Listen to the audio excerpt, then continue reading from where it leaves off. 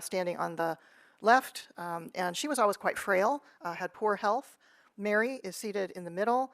She may or may not be blind in this photo. If you've read the books, you know that she became blind as the result of an illness in her teenage years. But Laura, standing on this side, is sort of, I think, a completely different animal than her sisters. She's just incredibly fierce and determined looking, and that indeed was her personality. She often admitted that she had a real temper. And again, they're very poor, but look how well turned out they are. And just by contrast, here's another image of some covered wagon folk. You can see how sort of dirty and dispirited they look. I think it must have been very difficult to keep yourself clean and pulled together when you were traveling this way. Here's another image that I think captures how isolating this form of travel was when you were going by yourself. I mean, imagine if your wagon wheel fell off, or one of your horses dropped dead of colic or something. I mean, there was no help for people at that time. You just had to accept whatever happened and rely on yourselves. And that could be, I think, a pretty terrifying situation because there were so many disasters at this time. This is an image of arising from the locust plagues, as they were called, from the 1870s, the clouds that you see over the train and going down on the tracks and on the ground. That's a cloud of grasshoppers, locusts, which was a species that could fly. They would have an outbreak every few years and fly immense distances. In this instance, in 1875, the huge cloud that was like trillions of insects flew from Saskatchewan up in Canada all the way down to Texas. So, I mean, the body horror of this thing is really captured in Laura's description of it on the banks of Plum Creek, where she describes, this cloud falling out of the skies and insects crawling up your body, and it was horrible. People could not get away from them. And this, of course, is grasshoppers stopping a train.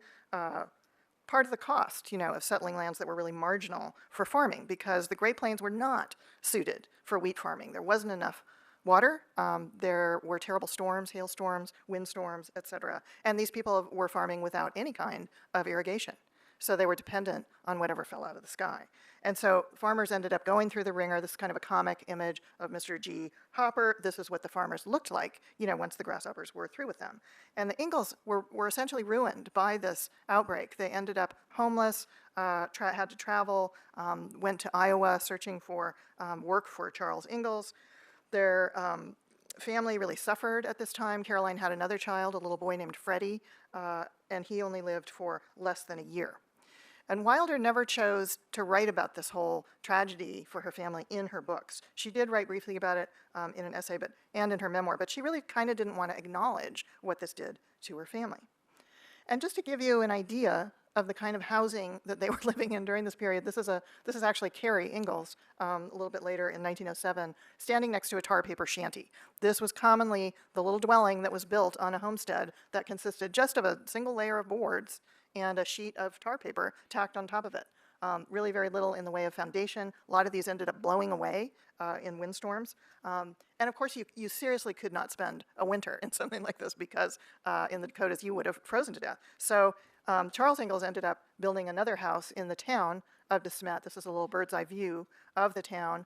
And that is where the family sheltered during what was called the hard winter of 1880, or the long winter, which was characterized by essentially blizzard after blizzard after blizzard that shut the town down because the railroad that was being built out there, they hadn't really finished it when all this happened, and the railroad could not get through the snow. It was one of those winters where there were giant berms of snow, which stopped the train, and so they had no delivery of supplies. And basically the town stood to possibly starve to death, except for the sort of heroic acts of a guy named Almanzo Wilder, who would become engaged to our Laura. This is Laura in high school.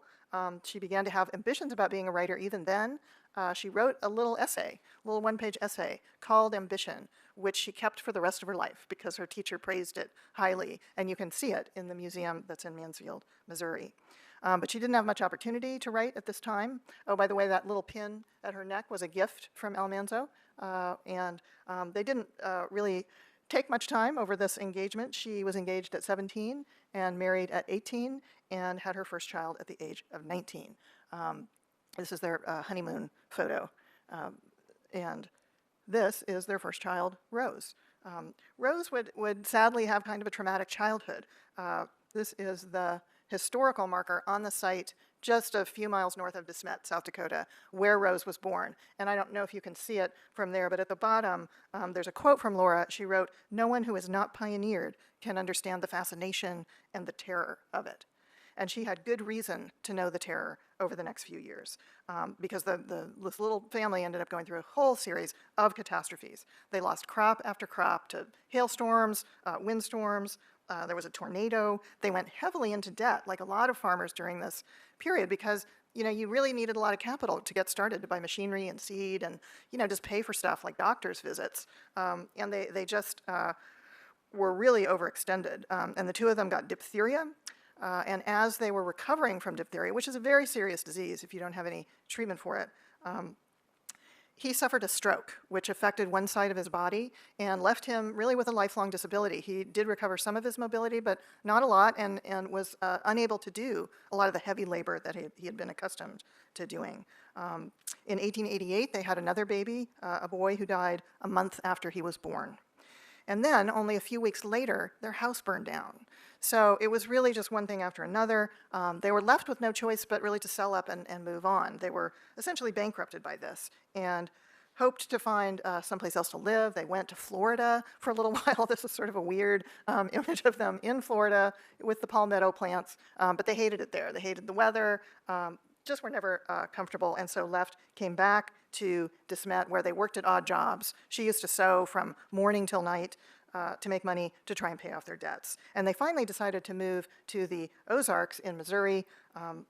They had heard good things about it through railroad advertisements, of course. In 1894, they decided to go to the Ozarks, which was called the Land of the Big Red Apples, by the railroad. But just before they left, they had one final family photo taken.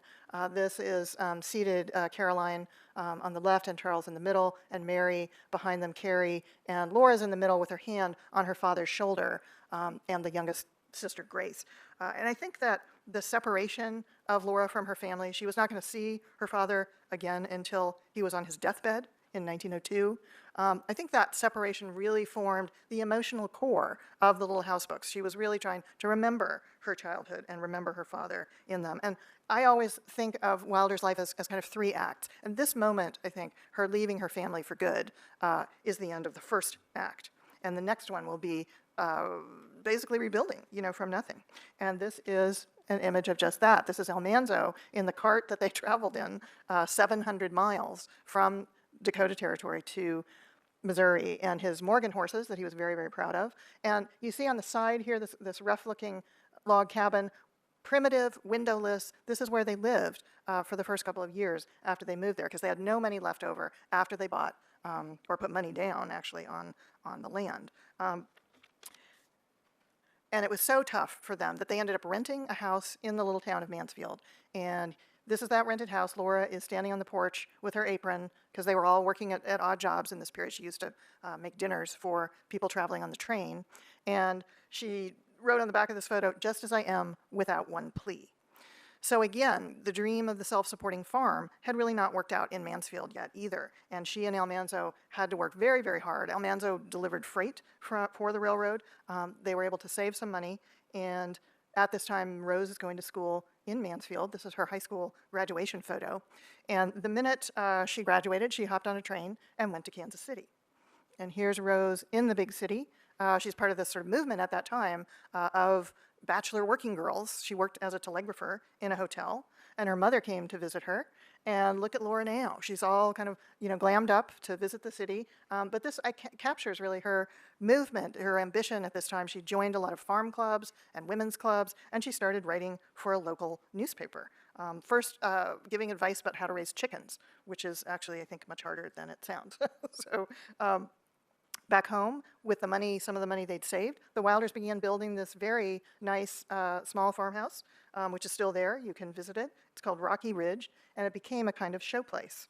And a few years later, in 1915, Rose had moved to San Francisco, married a kind of ne'er-do-well traveling salesman, and Laura had an opportunity to visit them during the World's Fair. San Francisco, of course, was rebuilding at the time after the earthquake. And this is really a pivotal moment for Laura and Rose, because they're both kind of getting a writing career off the ground. Rose had begun writing for newspapers in the big city. Laura enjoyed seeing the sights, which included this statue of the pioneer mother, which is essentially a kind of monument to herself, showing her shepherding her children across the prairies. I'm not sure why the children are naked, but there you go. And that's still there in Golden Gate Park. So she's kind of, Laura, I think, is seeing in this her history turned into legend, which is very inspiring to her. And they're both writing for newspapers. This is one of Rose's early productions, and you will note that the kind of journalism that Rose was practicing was what's called yellow journalism, which is to say it was made up. I mean, she was just hearing stories and elaborating on them and making up characters. It's called the life story of a real detective, but there was nothing real about it. And that is an interesting thing because, of course, what's Laura going to do eventually is turn her memoir into fiction. And Laura is really having some success at this time, writing for the Missouri Ruralist, which is a well-respected farm paper. You'll see her name is A.J. Wilder listed there. And she became quite well-known. She had a column. She started writing about her family. And she would write for the Ruralist for about 10 years. This is a nice publicity photo that they took of her. And Rose became quite well known as a writer. She wrote both fiction and nonfiction for papers. This is her traveling the world in France and Brittany. But she kept coming home periodically, and she began having a lot of emotional or mental difficulties. She suffered from episodes of depression. This photo was taken after she had shaved all her hair off. And one of the outlandish things that she did, she was prone to spending quite a lot of money when she would be kind of in one of her manic phases. And she built her parents a second house on their own property. This is that house, the Rock House. Her mother, Laura's standing there. She's around 61, I think. Almanza's a little bit older. And she built this house for them even though they didn't really want it. They moved into it at the end of 1928. And they're really kind of retiring from farming, and she's starting to write her memoirs. Here's another contemporary view of that house. It was a Sears kit house and could have been pretty economical to build, but Rose somehow ended up spending $11,000, which was a lot of money in 1928, on designing it, furnishing it, etc. And this was a spectacularly ill-timed investment because, of course, what's going to happen in 1929 is the stock market will crash and the Dust Bowl is about to hit. And so Rose lost a lot of the money that she had made and borrowed from a local bank. This is an image of one of these rolling dusters of the Dust Bowl. And if you think about it, all the dust that's blowing out of Oklahoma and Texas is blowing into Missouri. So the Wilders had kind of a front row seat to this whole phenomenon. Missouri had a terrible heat wave around this time, and all this, of course, is very alarming to Laura, who has quit her jobs, her money-making jobs. She's retired, and yet her daughter, Rose, who she was hoping to kind of depend on in their retirement, is suffering a nervous breakdown, essentially. And so Laura began to think about, well, how can I make some money now? How can I contribute to supporting the family? And that's one of the reasons that these books got written, was really to save them at this perilous financial moment. So this brings us to the third act, to the fiction that she creates out of her early experiences. And she first started to try to sell her story as a memoir. She wanted to sell it to a magazine, have it be serialized. These are the dime store tablets that she famously wrote on. And the text of this is quite fascinating. It's since been published, but at the time she could not, during the Depression, find a publisher for it. And Rose, in sort of desperation, wrote a kind of text for a children's picture book, which she sent to an editor in New York. The editor said, I don't think this really works, but I think it could work as a book for older children. So she asked for 26,000 more words, and that became Wilder's first book, Little House in the Big Woods. And look at this house, the log cabin in this image, and think about the tar paper shanty that we saw earlier. You can see how the whole experience is being turned really kind of into a fairy tale, something where the rough edges have been knocked off. When you look at the manuscript of this book, a lot of the kind of discouraging tidbits were removed. There was a description of Pa going out and shooting some squirrels, and they would eat, squirrel. And I think that the editor felt that that was a little down market for the reader, so that gets removed. The description of Laura leading, her favorite cow off to slaughter and sort of weeping as she does it, they took that out. But it's a charming book. It's a really kind of wonderful book for children. This is the frontispiece that shows Ma leading Laura out to feed the cow, and Ma slaps it on the rump and discovers that it is, in fact, a bear. I've always loved this woodcut that shows Pa and Laura looking at the wolves howling outside of the cabin. And the book was a big success during the Depression, sold well for a children's book.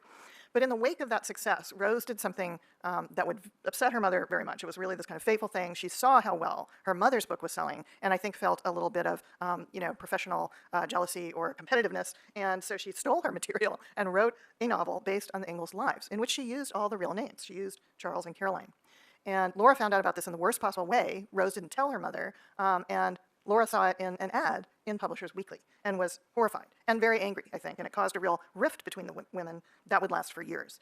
And soon enough, Rose moves away from the farm permanently. She had been living in the old farmhouse, and the minute that she left, the Wilders moved right back into it. But Laura pressed on with her work. She continued the series, and Rose helped her long distance. Rose was a very talented editor in her own right and encouraged her mother to emphasize that this was the true story of an American family, pioneer family. And at the same time, Laura is leaving out the most squalid aspects of their experience. The stuff we just talked about, the poverty, her father's debts, the entire chapter in Iowa. And to promote this book, Plum Creek, Laura went to Detroit to a department store called Hudson's Department Store, to a book fair. She was very intimidated, but she pressed on with it and gave a little speech, which became one of the most important statements that she ever made about her writing and its motivation. This is the pamphlet from that book fair. She wrote, "I realized I had seen and lived it all the successive phases of the frontier. First the frontiersman, then the pioneer, then the farmers, and the towns. I understood that in my own life, I represented a whole period of American history." And of course she did. But another thing she said in this talk, which she would really embrace in years to come, was that everything in her books was all true. And that's an important claim because, of course, it wasn't true. So it's clear that Laura, I think, wanted to believe that. She wanted to believe in this loving reinterpretation of her parents' success. It was her homage to them. She wanted to believe her own fiction, and I think so do we. A lot of Prairie Fires is about why we want to believe the fiction. We like to see ourselves as intrepid pioneers. We don't like to consider what the costs were to ourselves or others. But soon enough, she finished the series. On the left, you can see the original hardbacks, which were quite beat up by generations of children reading them in libraries. And in fact, if you have a complete set of the Little House books that are in good shape, you can sell them for quite a lot of money. That yellow set was the ones that I read. I think the blue ones are still for sale. So if you read them, you may have read one of these. Rose moved back east, where she became kind of a curmudgeon. She was an isolationist, very interested in libertarian ideas, reducing the size of government. This photo shows her testifying before Congress in 1939 against the U.S. entering World War II. And both Rose and Laura in this period have become very strongly opposed to the New Deal and FDR, like many other farmers, because a lot of the policies that were instituted at that time to try to control prices of commodities, pork and wheat and so forth, because there was a glut of all those things, involved asking farmers to leave land fallow, to not plant crops. They went in and destroyed a lot of farmers' livestock, including, the beloved family cow and so forth. So this made farmers very, very angry. And I think in many ways, the relationship between farmers in this country has never, the relationship with the federal government has really never recovered. But while Rose is off doing this in Congress, her parents are getting older, and I think that they had a very pleasant retirement. Laura was quite proud of herself, very happy with what she had achieved. Almanzo died in 1949, and Laura would live until 1957 and died just a few days before her 90th birthday. This shows readers, people coming to visit her. And that was not really, though, the end of the story, because because all these places were named in the books, readers could figure out where this stuff happened and started traveling around and visiting all these towns. And the towns, recognizing an opportunity, rebuilt some of the little houses. Very few of them had survived. This is a replica of the Little House on the Prairie in Kansas. And this is what's called Laura's Living Prairie, the homestead site near De Smet. And they've built, lots of stuff there. You can go there in your RV and take a ride in a covered wagon. So it's an interesting experience to see what has happened to these places. But of course, the most famous fictional adaptation of Laura's work was the TV show Little House on the Prairie in the 1970s. And note the house in the background for something that's about, so much of these books are about houses, about building houses. And the house that was built for the TV show had this baronial stone fireplace. It was 2 stories, had very nice windows. So it really emphasized the Ingalls family as prosperous and well-to-do. And the producer, who had a big fight with Michael Landon, ended up calling it as a joke, "How affluent is my prairie?" And of course, here we have Michael Landon as Charles Ingalls. And I think you can see that this is really more about the 1970s than it is about the 1870s. I'm not trying to criticize the show. I know lots of people love it, but it is a very different thing than the world presented in the books. The TV show was thanks to this man, Roger McBride. He was Rose's adopted grandson, informally adopted. Rose had died in 1968 and left the entire Wilder estate, which was worth a considerable amount, to McBride. He never knew Laura, but he was responsible for selling the rights to the TV show. and used the money that he got to further his political ambitions. He was in the Vermont State House for a couple of years and ultimately ran for president, the first guy to run as a libertarian in 1976. He became friends with the Koch brothers, for example, the oil and gas people in Wichita. And Laura remains celebrated in many kind of ways today. This is somebody carving an image of Laura out of butter at the Iowa State Fair. And finally, here's the design for the Laura Ingalls Wilder Award by Garth Williams. Many of you have probably heard of the American Library Association that changed the name of this award recently. But I think the thing that strikes me about this image is that they used an image of Laura, the fictional character, not Laura Ingalls Wilder, the person, which I think just is another illustration of how we've always identified with the fiction rather than the reality. So the whole idea of Prairie Fires was to kind of cut against that kind of myth-making and explore who Wilder really was, the whole story of her life. And that is the conclusion of my Laura talk. But brace yourselves, because now we're just going to take a very brief look at my next book, which is called Murderland, and Crime and Bloodlust in the Time of Serial Killers. And this book is really sort of a true crime history that looks at the myth behind serial killers. You can see the image of Ted Bundy in front, superimposed on an image of the smelter, the lead and copper smelter that was in Tacoma, Washington, for about 100 years and polluted that town fairly convincingly, I would say. And the idea of the book is to look at what's called the lead crime hypothesis, which posits that the explosion of lead in the environment and our exposure to it in the 1960s, 70s, and 80s led to a sharp rise in crime. And then the removal of lead ultimately resulted in a sharp drop-off in crime in the 90s. So I think, how are we doing on time here? If any students need to leave, we completely understand, and we can continue a little bit longer and then stay for some questions. But some students may need to leave. So Right. if you do, we understand, and but we're fine with time. Well, I don't need to say too much more about this. I will just mention that the grasshoppers come back in this book because there was a serial killer in the Midwest who was exposed to lead through lead arsenate, an insecticide that was produced in Tacoma, Washington. This is just an image of the smelter in Tacoma in early days. And this suggests, I think, how damaging lead is to all different parts of the body, but especially to the frontal cortex, to neurological development. Kids who are exposed to lead do exhibit personality changes that can take place when they're young adults. That was Jerry Brudos, the killer I was talking about. And finally, this book will be published on June 10th, and I'll be at Seattle Town Hall to talk about it on June 12th. So I'll end there, but thank you so much for listening.